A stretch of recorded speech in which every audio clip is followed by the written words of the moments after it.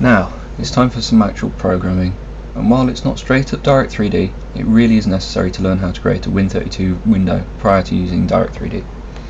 Besides, if there's no window, how are we going to display our lovely graphics, eh? In Visual Studio, we need to create a new blank project, as we're starting from scratch here. Name it what you will, but I'm naming mine Direct3D Tutorial. Right. Once we've created the project, add a new file to the source files, a bog standard main.cpp file.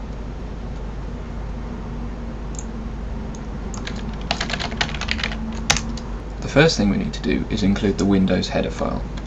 Simply type in #include windows.h. This will include almost everything we're going to do with Windows into your application. However, as Windows is a fairly large piece of kit, we're going to want to reduce the amount of files included with the windows.h header file.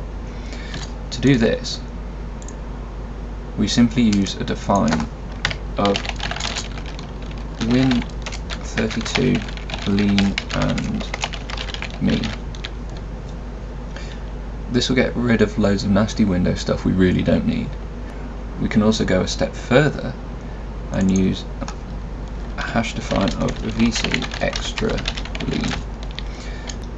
This uses even less Windows stuff. However, it's personal choice, and I tend to use the former. Now, instead of using a standard entry point int main function, we need to use a more specific Windows entry point function. So what we need to use is int API entry win main. The parameters we need to use is a h instance. This is the handle to the particular instance of the application which we'll use to set up the window. The second parameter, another h instance, is another handle to the previous application instance. However, this is usually null, so ignore it basically. We now have an lp_str, which is Microsoft talk for a long pointer to a string, called lp_cmd_line. This is a string holding all the command line parameters set. For example, you could add -cheat to the parameters and it would be in this string. The final parameter, an integer nshowcmd, denotes how the window is to be shown and is used shortly during the construction of the window.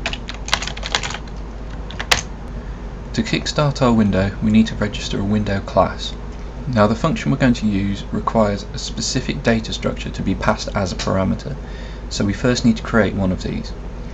The class is called WND class EX, and we're going to call it window class.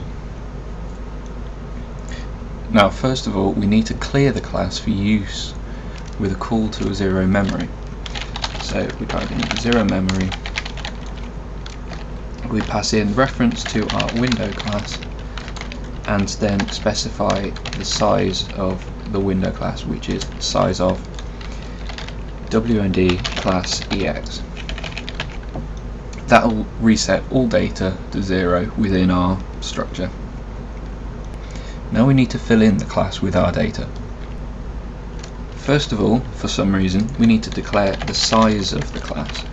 So with window class, we find our CB size member and set that to, again, size of WND class EX.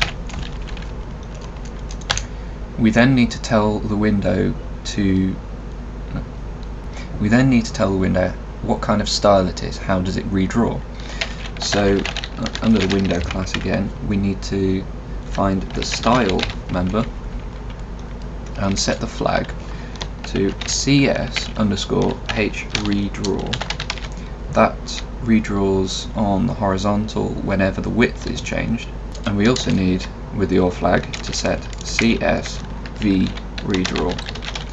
That does it on the vertical as well. Using these two tells the window to redraw when either the width or height is changed. We now need to set the callback function for our window to be able to handle messages. We haven't yet created this function, so for now, under the lfpn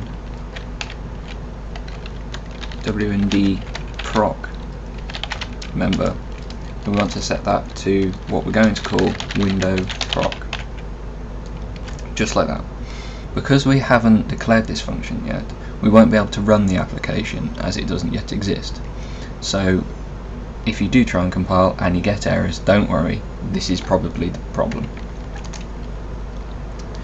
Moving on, we need to tell the window class which instance we're using, what the instance of our application is.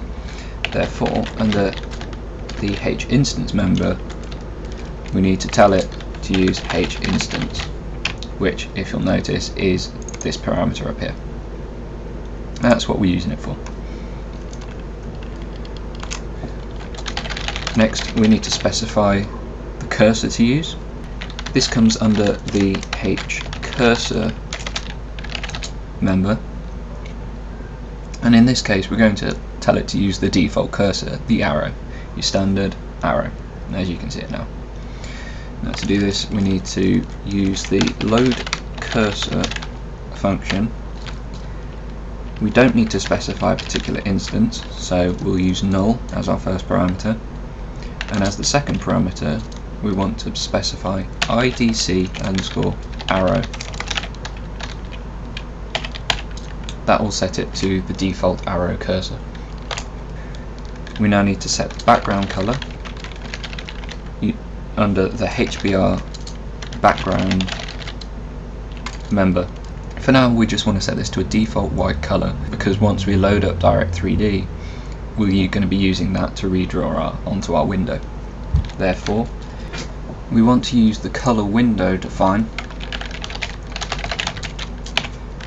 However, we need to cast this as a HBrush, and this will set it to white. Finally, we need to set the name for our window class. It can be whatever you want, but make sure you remember it because we're going to need it. So under the lp sz class name member, I'm going to set mine to window class name, easy to remember. Once that's been filled out, we need to register our class using the register class ex function. Now all we need to do with that is pass in our window class. Easy.